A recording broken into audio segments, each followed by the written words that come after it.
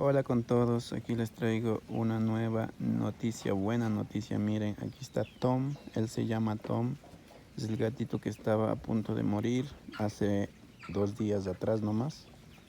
Y con todos los cuidados que he estado dando, he estado alimentándoles primero con atún, mucho atún, dándoles agüita con el dedo y luego con la cuchara porque no abría la boca y así. Ahora ya come, ya corre, ya vuelve a jugar y ahorita parece muerto, pero en realidad está descansando, está durmiendo, no es que está muerto, está hecho el muerto nomás, se hace el muerto y está durmiendo, pero miren, está ronroneando.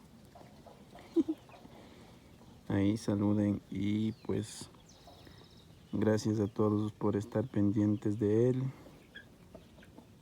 Y aquí está la herida, igual se está ya sanando, miren, estás bien. Así que gracias amigos. Esta es la noticia que quería darles a todos y agradecerles por estar pendientes de él, de Tom Rider, Tom y Jerry.